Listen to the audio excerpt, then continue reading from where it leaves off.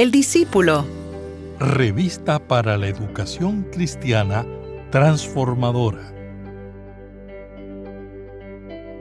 Un estudio realizado en la Universidad de Northwestern en Illinois acerca de la influencia del poder en las personas y las oportunidades para cometer fraude reveló que los individuos investidos de poder tienden a tomar lo que quieren porque piensan que lo pueden hacer sin tener consecuencias y porque intuitivamente creen que tienen derecho a hacerlo. La clase de hoy inicia con un drama sobre una relación prohibida donde el rey David seduce a la esposa de uno de sus soldados y comete adulterio con ella. Ante la noticia del embarazo, David utiliza su poder para ejecutar un plan y así encubrir su pecado a costa del asesinato del soldado. Pero cuando se pensaba que el crimen quedaría impune, interviene la justicia de Dios. Mi nombre es el reverendo Luis Felipe Ramos Román, pastor asistente en Evangelización y Educación Cristiana, y te invito a que juntos participemos de esta experiencia educativa. El discípulo. El discípulo. Una revista para la educación cristiana transformadora. Dios les bendiga, mis queridos hermanos, en el día de hoy. Qué bueno, una vez más, compartir con ustedes la palabra del Señor. Hoy estaremos trabajando nuestra lección número 23, el poder de la verdad. Y estaremos utilizando como base el libro de 2 de Samuel, capítulo 12, los versos del 1 al 9. Y también estaremos añadiendo los versos 13 al 15. Así que les invito a que juntos podamos leer la palabra del Señor y estaré dando lectura a la versión popular que se encuentra en nuestra revista El Discípulo. Y leemos la palabra en el nombre del Padre, del Hijo y del Espíritu Santo. Amén. El Señor envió al profeta Natán a ver a David. Cuando Natán se presentó ante él, le dijo: en una ciudad habían 2 hombres, uno era rico y el otro pobre.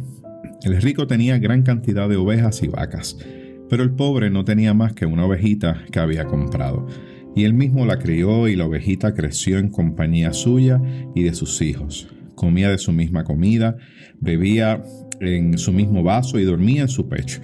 Aquel hombre la quería como a una hija. Un día, un viajero llegó a visitar al hombre rico, pero éste no quiso tomar ninguna de sus ovejas o vacas para preparar comida a su visitante, sino que le quitó al hombre pobre su ovejita y la preparó para dársela al que había llegado. David se enfureció mucho contra aquel hombre y le dijo a Natán: te juro por Dios que quien ha hecho tal cosa merece la muerte y debe pagar 4 veces el valor de la ovejita porque actuó sin mostrar ninguna compasión. Entonces Natán le dijo: tú eres ese hombre, y esto es lo que ha declarado el Señor, el Dios de Israel. Yo te escogí como rey de Israel y te libré del poder de Saúl. Te di el palacio y las mujeres de tu Señor y aún el reino de Israel y Judá. Por si esto fuera poco, te habría añadido muchas cosas más. ¿Por qué despreciaste mi palabra e hiciste lo que no me agrada? Has asesinado a Urías, el hitita, usando a los amonitas para matarlo, y te has apoderado de su mujer. David admitió ante Natán: he pecado contra el Señor. Y Natán le respondió: el Señor no te va a castigar a ti por tu pecado y no morirás. Pero como has ofendido gravemente al Señor, tu hijo recién nacido tendrá que morir. Cuando Natán volvió a su casa, el Señor hizo que el niño que David había tenido con la mujer de Urías se enfermara gravemente. Señor Jesús, te pedimos en esta hermosa mañana que nos dirijas a través de esta lección. Glorifícate de manera poderosa y te pedimos que así te manifiestes, Señor, en la vida de cada uno de nosotros. Cristo, ayúdanos a entender tu palabra y que la misma crezca en nuestros corazones de manera que dé buen fruto. Es en el nombre poderoso del Señor que hemos orado. Amén, amén y amén. El poder de la verdad. Y en el día de hoy vamos a estar trabajando esta clase y tenemos como objetivo, quisiera compartirlos con ustedes, el comprender que las consecuencias de las injusticias no solo afectan a nivel personal, también causan daño a los demás y por ende deshonran a Dios. Y número 2, confesar los actos de injusticia y los abusos de poder cometidos, pedir perdón a Dios y rectificar las malas decisiones practicando la justicia de Dios. Hay un vocabulario que entiendo es muy pertinente tener. El primero que presenta es como vocabulario lo que es parábola. Viene del hebreo masal y es una narrativa metafórica empleada para ilustrar una verdad religiosa o enseñanza moral mediante la comparación con situaciones de la vida diaria. Y también vamos a estar hablando y conociendo un poco acerca de Natán, un personaje que se presenta a través de esta lección. Y Natán era un profeta que ejerció su ministerio durante los reinados de David y Salomón. Su nombre significa Él ha dado, y es el profeta que increpa al rey David por causa del adulterio y el asesinato de Urías. Así que en el día de hoy vamos a estar trabajando esa lección. Todos y cada uno de nosotros sabemos que Dios no justifica ningún acto de injusticia, y eso lo tenemos meridianamente claro. Y en el día de hoy estamos presentando esta lección donde vemos aquí al rey David que se convierte en el agresor de esta historia. Sí, el rey David, el mismo que usted y yo conocemos como aquel que era conforme al corazón de Dios. Y vemos entonces que esta lectura comienza con la narración de esta parábola de Natán a David. Y en medio de esa narración vemos que Natán le está trayendo unos eventos para que así el rey lo evalúe.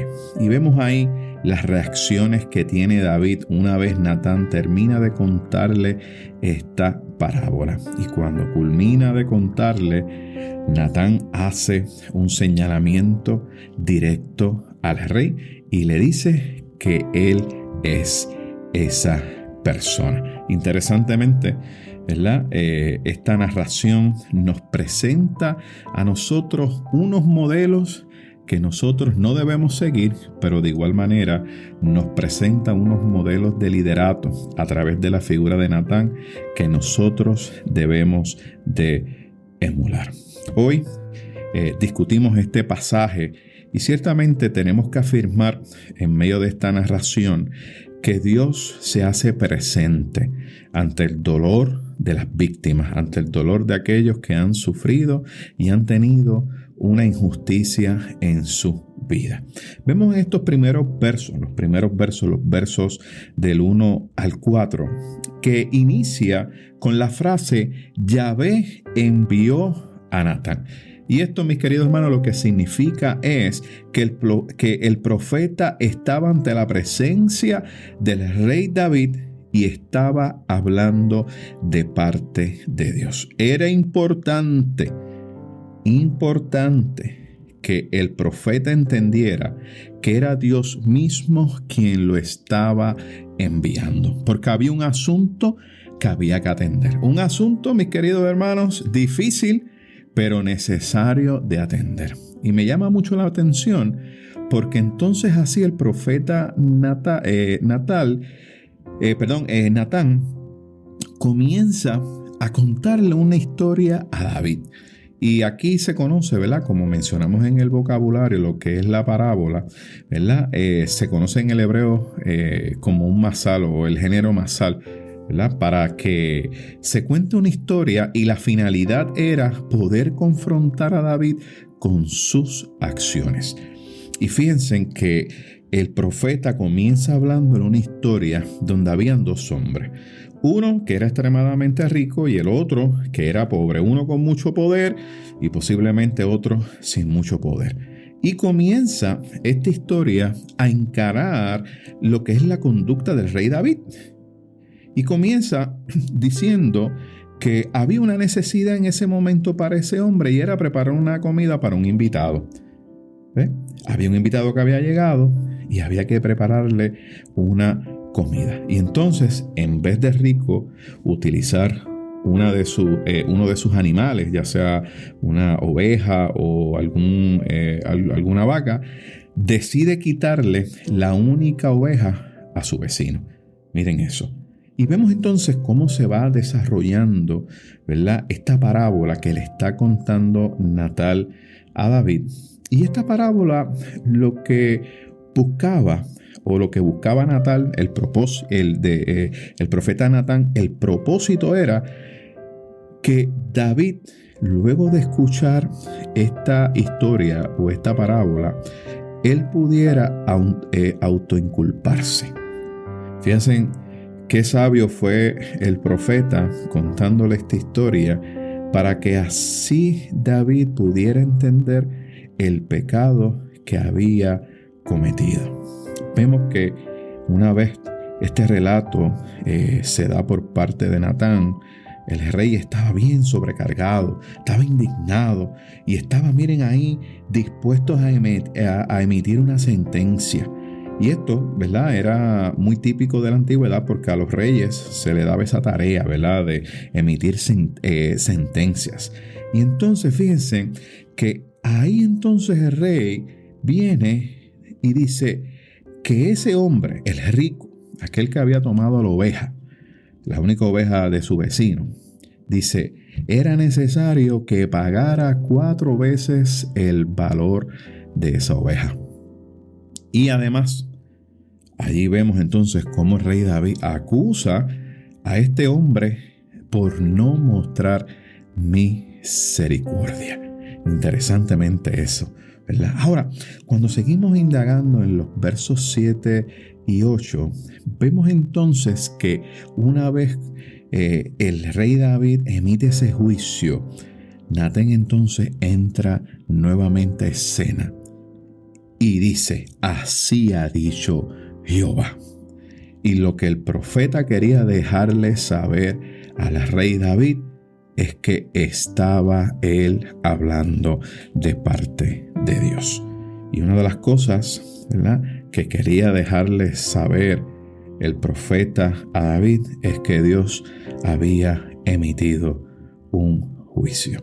Y vemos entonces cómo el profeta comienza a narrarle o a traerle a la memoria, vamos a decirlo mejor así, a traerle a la memoria de David todo lo que Dios había hecho por él, todas esas muestras de compasión, cómo Dios intervino en la vida de David, y comienza diciéndole que te ungí como rey. Después le menciona, te libré de las manos de Saúl. No solamente eso, también le dice, te entregué la casa de tu Señor. Y sigue el profeta diciéndole, yo te saqué del redil para que en vez de cuidar ovejas, gobernaras a mi pueblo Israel. Y fíjense, le dice, yo he estado contigo por donde quiera que has ido. Te di la casa de Israel y te di la casa de Judá. Y dice, y te habría añadido mucho más. Fíjense, y te habría añadido mucho más. Y esto ciertamente denota la disposición de Dios de haber continuado bendiciendo la casa de David. Ahora, cuando nos adentramos en este versículo número 9 y vemos, ¿verdad?, cómo el profeta le presentó esto al rey David, vemos que hay 2 acusaciones que se le presentan al rey. Número 1, tener en poco la palabra de Dios. Qué difícil fue para este profeta dejarle saber esta acusación al rey. No olvidemos que el rey tenía el poder y era un hombre de guerra. No era cualquier rey, era un hombre que había luchado y era un hombre de guerra. Y fíjense, le dice, número 1, tuviste en poco la palabra de Dios. Y la otra acusación que le dice es, hiciste lo malo delante de sus ojos.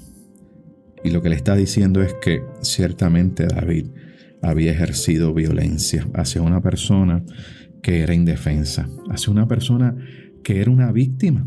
Y Dios ciertamente no iba a ser partícipe de eso.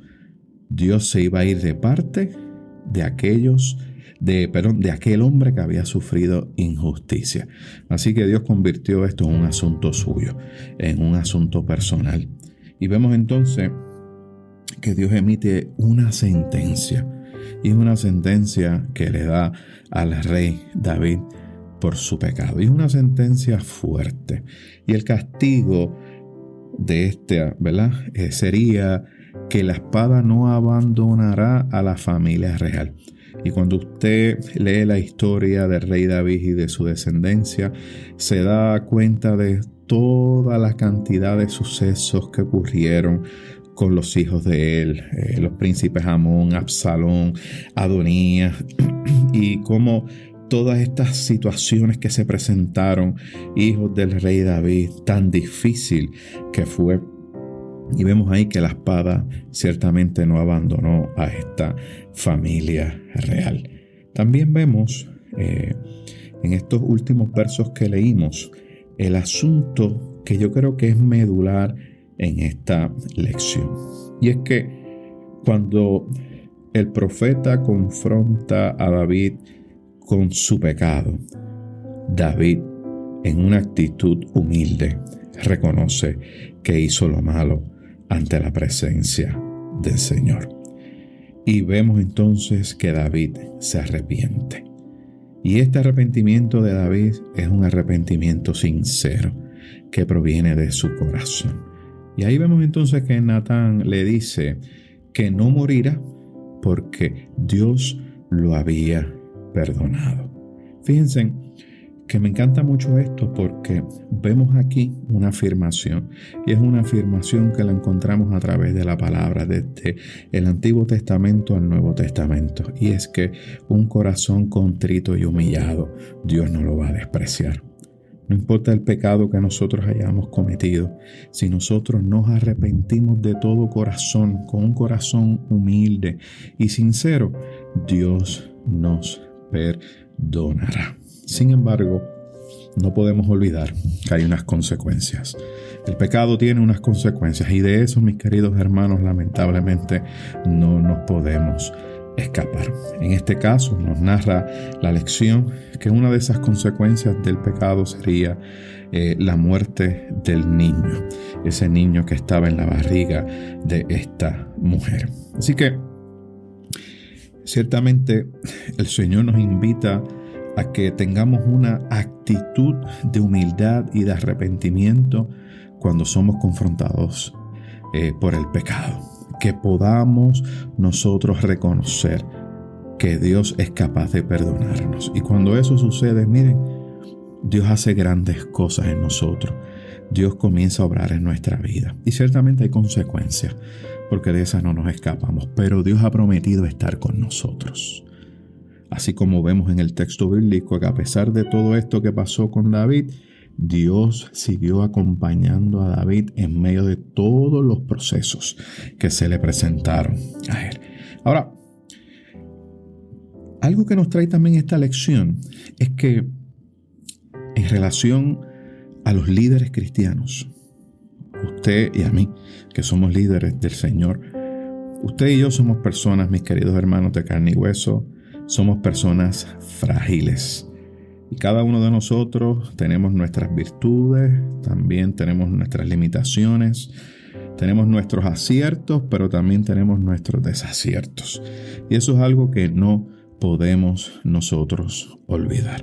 Porque en ocasiones pensamos que los líderes cristianos son intocables, son personas que jamás van a cometer errores, y no es así.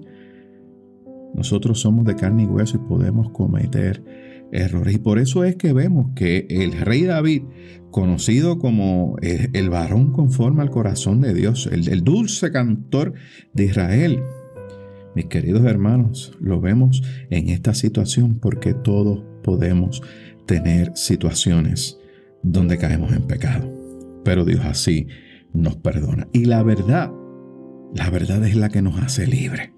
Sin embargo, hay unas enseñanzas que son importantes nosotros resaltar de esta lección. Hay unas enseñanzas que podemos sacar de este relato bíblico y creo que nos van a ayudar a cada uno de nosotros como líderes del Señor. Lo primero es que tenemos que comenzar a mirarnos al espejo. Nosotros tenemos que comenzar a mirarnos al espejo de manera que podamos nosotros ejercer un liderazgo cristiano eficaz. Y nosotros hemos visto en esta lección algunas características que son claves del liderazgo cristiano y lo vemos a través de la figura de Natán. Una de las primeras cosas que tenemos que decir es que vemos que que el profeta Natán actuó con mucha cautela, sabiduría y también con mucho cuidado. Y eso, mis queridos hermanos, es importante. Tenemos que aprender a actuar con integridad, con cuidado, y con cuidado en el sentido, ¿verdad?, de cómo decimos las cosas, cómo transmitimos. Lo vemos en el profeta, en Natán, que lo hizo con integridad y lo hizo con un cuidado. Y eso es lo que demostró fue que era una persona con mucha sabiduría y una persona que emitía justicia. Y todos y cada uno de nosotros tenemos que aprender como hizo Natán cuando encaró a David con esta parábola. Tenemos que aprender a corregir a los demás sin nosotros usar la agresión ni la soberbia. Corregimos con amor. En ocasiones nos encontramos con líderes cristianos que tratan con mucha rudeza a la gente o a otros hermanos, y eso no es el modelo cristiano que nosotros debemos seguir. Vemos, fíjense, en Natán que ejerció su labor, su rol con humildad y con un buen juicio. Y cada uno de nosotros tenemos que estar comprometidos con eso. ¿Cómo tratamos con dignidad, con respeto a las demás personas? Buscar la manera de ayudarlos. Si cometieron errores, miren, vamos a intervenir de manera correcta, con amor, de manera que nosotros podamos levantarlos de la situación en la cual se encuentra. Y tenemos que hacerlo porque de esa misma manera Dios nos trató a cada uno de nosotros con amor, nos levantó, nos sacó de donde estábamos. Y eso nos enseña a nosotros a que tenemos que comenzar a forjar nuestro liderazgo centrado en Dios y en una sintonía con la ética cristiana. No podemos olvidar eso, mis queridos hermanos. Tenemos que hacerlo así. Tenemos que buscar la manera de nosotros seguir centrados en Dios a través de nuestra vida, centrados en Dios en todo lo que nosotros hacemos. Y un aspecto importante es que también aprendamos a discernir la voz de Dios. Es importante, porque un líder que no discierne la voz de Dios es incapaz de hacer justicia. Tenemos que nosotros comenzar a pedirle a Dios que nos ayude, que podamos discernir, que podamos nosotros seguir trabajando dirigidos por el Señor. Quiero culminar con unos principios que nos presenta la clase. Lo primero, mis queridos hermanos, es ser obediente al Señor. Segundo, que aprendamos a asumir el riesgo de la defensa y la protección de aquellos que son víctimas de violencia. Tercero, a proceder con cautela, con sabiduría, con cuidado en el trato de los demás. Cuarto, que estemos centrados en Dios, en actuar en sintonía con la ética cristiana. Quinto, discernir la voz de Dios. Sexto, ser humildes y valientes para reconocer y rectificar nuestros errores. Séptimo, pedir perdón por nuestros actos con una actitud de arrepentimiento y contrición. Y por último, asumir las consecuencias de nuestros actos. Mis queridos hermanos, si nosotros hacemos eso, seremos líderes efectivos que siempre andaremos caminando con la verdad. Permítame tener una palabra de oración. Buen Dios y Padre nuestro, te pedimos en esta hora que nos ayudes. Que nos ayudes de manera poderosa a construir un reino, Señor, en medio de nuestras comunidades. Necesitamos de tu dirección, de la dirección de tu Espíritu. Y sobre todas las cosas, Señor, necesitamos que nos ayudes a forjar un liderazgo que sirva a la gente con humildad, con buen juicio.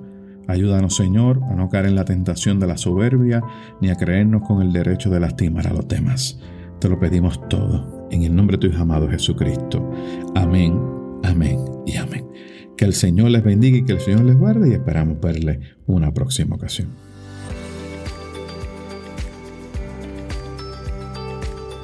Gracias por escuchar El Discípulo. Revista para la Educación Cristiana Transformadora.